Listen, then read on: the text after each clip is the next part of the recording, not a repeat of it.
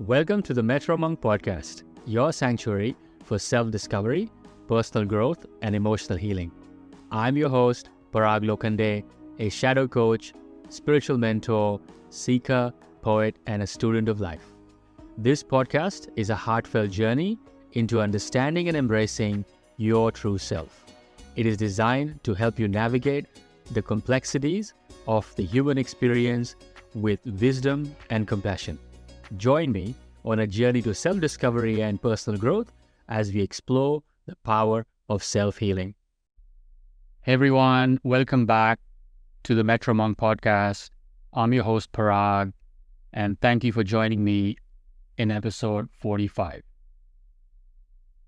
Today's episode is going to be a slightly long one. In fact, it might even be a little heavy. So I'm going to try and do my best to land it as simply as possible. So you may need to re-listen to this more than once to really get this. Also, please don't worry if you can't, because the episodes that are following this one, we're going to really dissect today's episode in various parts so we can fully soak into what today's discussion is all about. In our last episode, we talked about the challenge of truly feeling our feelings and how over time we've learned to suppress or intellectualize them, and how we are missing the raw emotional charge beneath. And we explored the difference between thinking your feelings and feeling them. And if you're still struggling to drop into that emotional charge, or maybe you're unsure of where to even begin, don't worry, you're not alone. In today's episode, I'm going to walk you through a process that can help you expand that emotional capacity.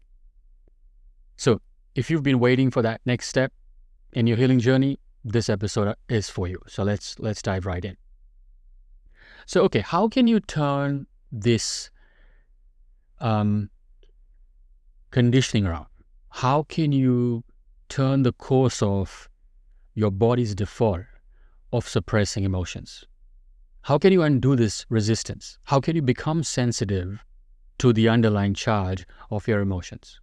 Let's look at a process. In fact, let's just dive right into it and see how to do this. And in the end, I'll even give you an acronym to help you remember this easily. So let's just get right into it. The first step is intention and decision. Now, this might sound really silly, but if you really look back at all the major things you've done in life, this was often the first step. You have to decide to wanting to feel the charge. And this is like having a desire, a real desire, or a yearning to feel your feelings. It's a certain seriousness or commitment to trying, no matter how bad you are going to feel. When you keep doing this, you start sending signals to your body that, hey, I'm ready and I'm willing to start feeling. Because what's happened most likely is, in the past, you gave up on waiting for someone to help you make sense of your emotions. As kids, we are always trying to co-regulate with our parents. And if you've been around parents who are not able to regulate themselves, there's a good chance you've given up on waiting on someone to help you make sense of your emotions. So then you told your body, this is too painful, and you made a decision and you committed to not feeling your feelings. The body just simply responded to that. So this has become a standard or a default for your body. So then now, after all this time, all of a sudden, you hear this podcast and you go, okay, I'm going to start feeling my feelings. All of a sudden, you're trying to feel your feelings. The body goes, yeah, sure, why not? So remember, it's an intention and a decision. And the more serious the intention, the more real the decision, the body will respond in time. So that's the first step. You have to start with this intention and decision. Now, this may need repetition. This might need a reminder. You might need to constantly remind yourself of this intention and this decision. And for a number of times, maybe you'll fail, but you constantly keep reminding yourself of this intention. So that's step one. Step two, when you want to approach your emotions, you have to drop the story and learn to stay with the sensations. So when emotions surface, what will happen is the mind will want to analyze, judge, or label. So you gently just drop that mental narrative and stay with the raw physical experience. For example, instead of saying, I feel sad, notice the heaviness in your chest or tightness in your throat. Even if you can do no more, still try to ignore the story or analysis. Just like as if you're locked onto the sensations and you're like frozen yourself in time, and you're simply just allowing that discomfort to keep going as long as it wants to go. Really commit to it. Really commit to not letting the mind jump in or running away from that sensation. Really stare the pain in the eyes. So that's step two. Drop the story and stay with the sensations. Step three is to then breathe into the sensations. When you're able to stare your feelings, or when you're able to stare your pain into the eyes, start deep belly breathing.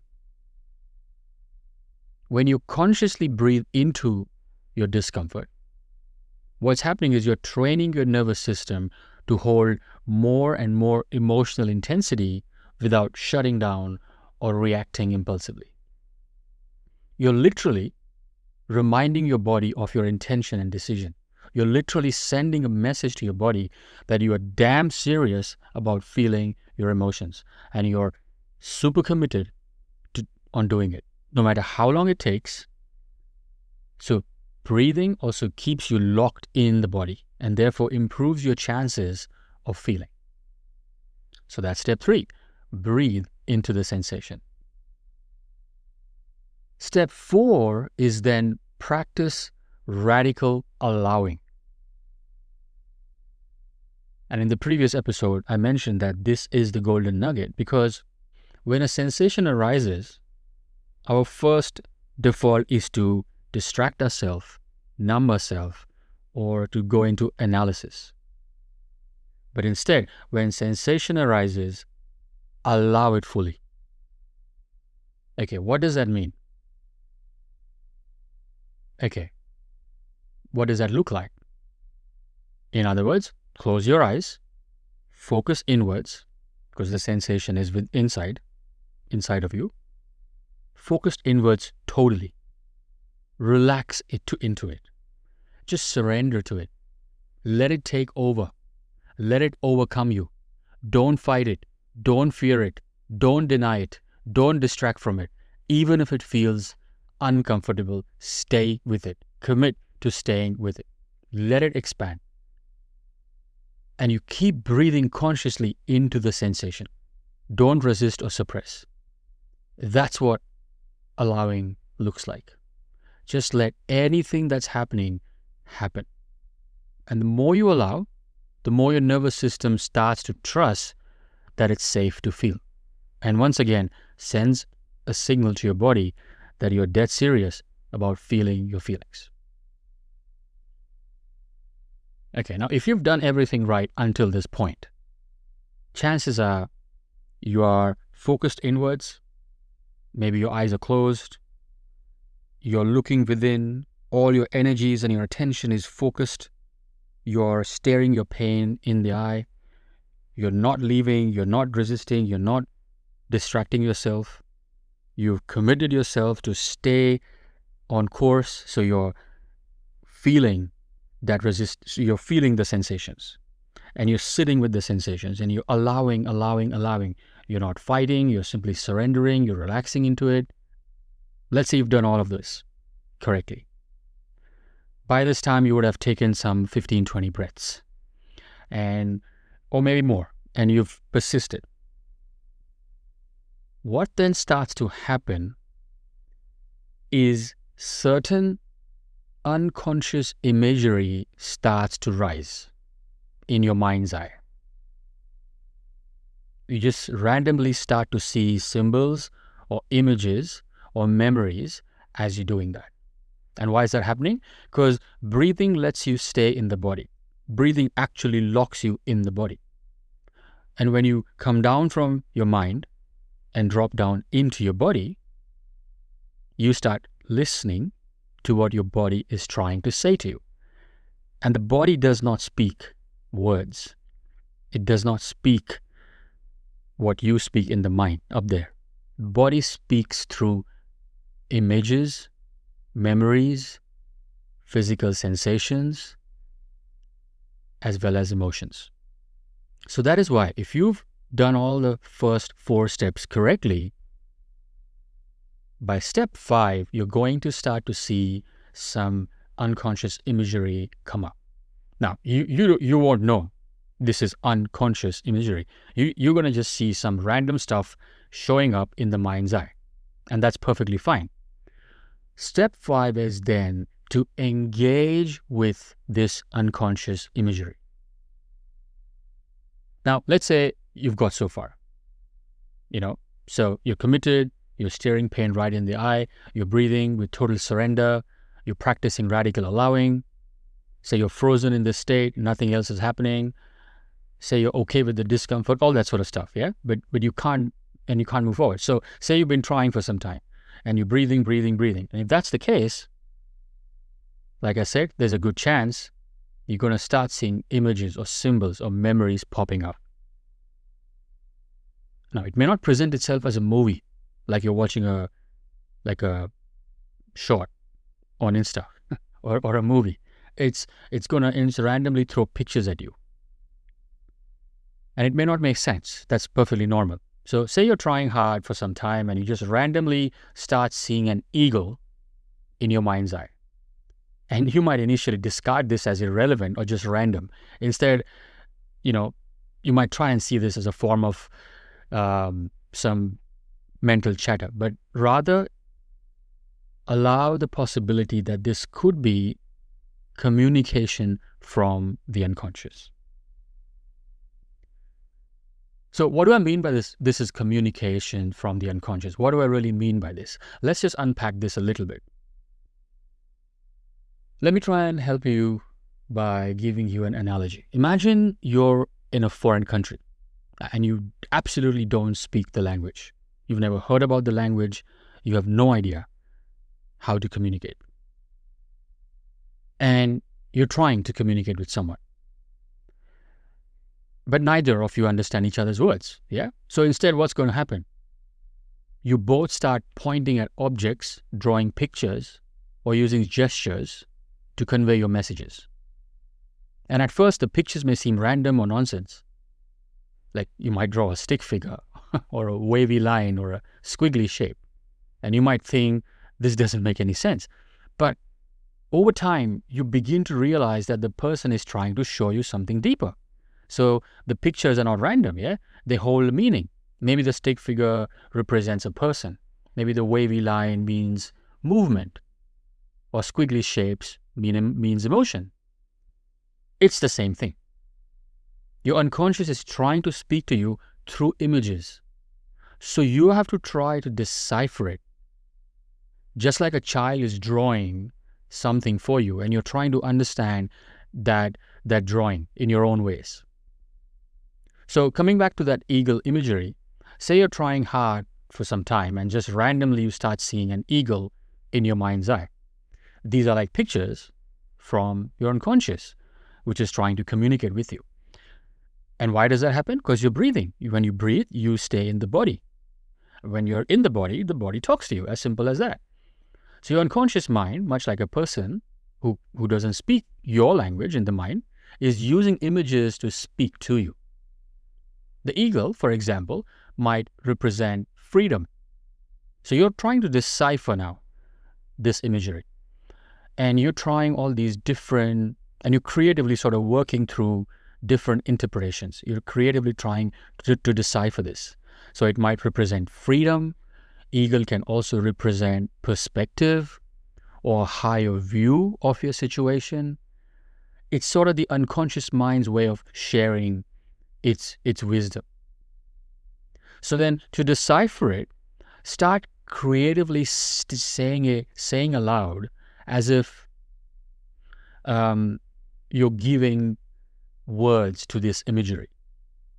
So in this case, you might try and say, I want to be free, or I want to fly, or you might say, I lost perspective of the situation. Or you might even say, I feel like I have my wings cut off. Or maybe no one's got me under their wings. Yeah? Take another example. Say you're seeing some dark clouds in your mind's eye. Image of a storm brewing or dark clouds. All of this might symbolize inner turmoil, unresolved emotions, or maybe fear. So then you're creatively trying to interpret that. And you might say things like, I feel overwhelmed by emotions. There's a storm inside me. I'm waiting for the storm to pass, but it never does. Or maybe I'm carrying a heavy weight that clouds my mind. That's what deciphering looks like. Let's take another example. Let's say you see a locked door. A locked door could symbolize something like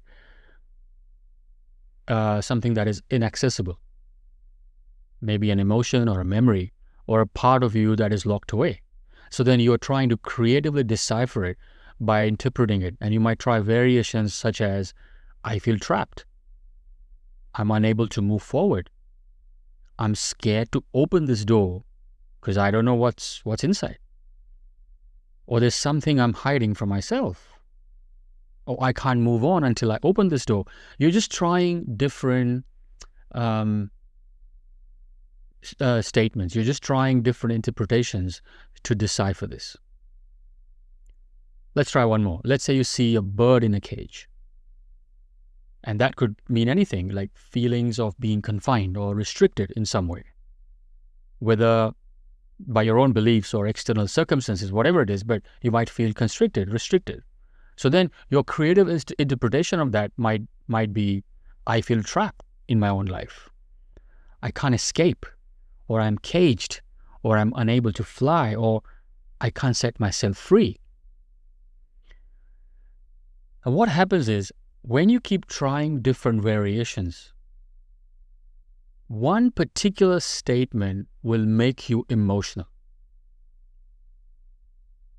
It's like you've touched on the right chord.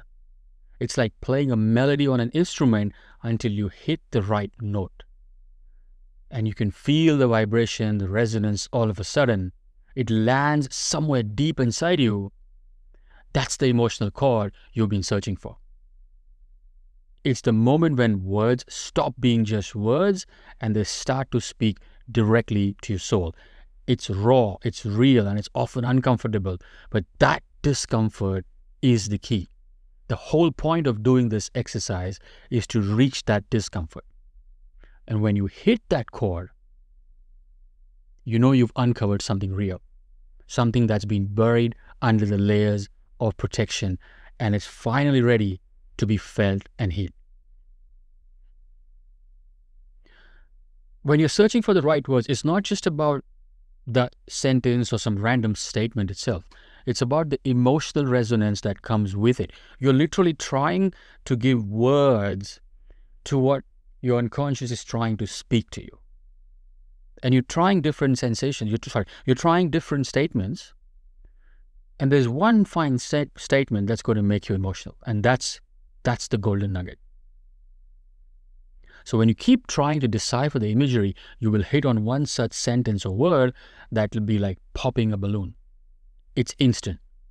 That is the moment when something clicks. It's not just a statement anymore. It's a bridge. It's a path to understanding something deeper. You feel it in your chest, maybe in your stomach or throat, and suddenly you fall into a crying fit. And that's the goal of this exercise. That's the goal of step 5, which is engage with the unconscious imagery.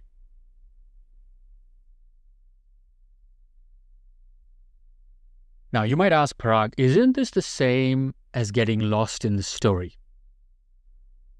Isn't this all going to distract me? Am I not going to be in my head? I'm trying to be focused on thinking different or deciphering, and won't this move me away from the goal? It won't. That's not the case, because here your focus is on listening to your inner self, not escaping. Here your focus is on deciphering. There's an effort of wanting to understand your innermost self. You're simply trying different sentences because you're searching for the right words. This is not about escaping, and that is why this is different from being lost in the story. And the last step number 6, is keep going no matter what. You see, there will be times when you feel stuck. Nothing might come up. Nothing seems to happen. Trust that the process is working. Trust the intelligence of your body. Even if you can't see the results immediately, stay committed to the practice even when you don't feel anything at all. Your mind and body are learning to process emotions in a new way, and that requires patience and trust. So hold space for yourself. Be compassionate with yourself. This work is hard, it's uncomfortable, it's messy. But the most important thing is to hold space for yourself in these moments that matter. So be kind to yourself. Don't beat yourself up if the process feels slow or difficult. Don't give up. This is about honoring where you are without judgment.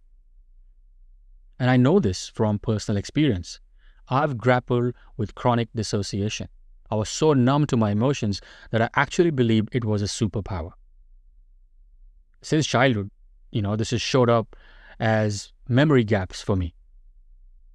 I had an inability to recall many events or details about my life. My friends would often recount stories from my past, and I would have no recollection of what they're saying.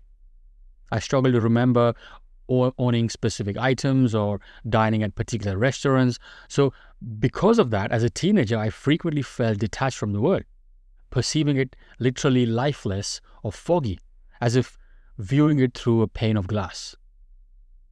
So if I could do this, I'm sure anyone can do this. Now, here is an acronym to simplify this and help you remember these steps. The acronym is I breathe. And this sort of captures the essence of the process. So I stands for intention and decision. So set the intention and decide. B stands for breathe into the sensation. Focus on deep conscious breathing. When the emotions surface, breathe deeply, especially into your belly. This keeps you grounded in the body, preventing you from retreating into your mind. It helps you hold the emotional intensity without letting it overwhelm you. So B stands for breathe into the sensation. R stands for release the story and stay with the sensation. Let go of that mental narrative. Focus on experiencing without distraction. E stands for engage with unconscious imagery. So tune in into images and symbols. Don't miss them. These are messages from your unconscious. A stands for allowing. Give full permission for the emotions or sensations to take over. Relax into it. Don't resist or fight it. Allow it to expand, to move through you. This is the core of emotional surrender. T stands for trust your body and keep going. Keep going no matter what. There will be times when you feel stuck or nothing seems to happen. Trust your body's intelligence even if you can't see the results immediately. H stands for hold space for yourself. Be compassionate with yourself. This work is hard. It is uncomfortable. It is messy. And lastly, E stands for expand your emotional capacity. This is how you build emotional resilience. Over time, as you continue to practice these steps, your capacity to feel and process emotions will most certainly expand. You will become more emotionally resilient. You will be able to face even the most challenging feelings without being overwhelmed. Your emotional muscle will indeed grow stronger.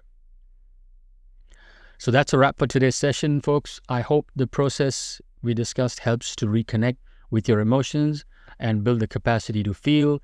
It certainly has helped me. This is indeed the same process I have used to reconnect with my emotions. Remember, this journey is about progress. It is not about perfection. It is a practice of patience, kindness, and commitment to yourself. So keep going, keep breathing, and most importantly, keep showing up for yourself. If you found this episode helpful, don't forget to subscribe and share it with someone who might find this beneficial. Until next time, please take care of yourself. Keep expanding your emotional capacity. Thank you for joining me. Much love and take care.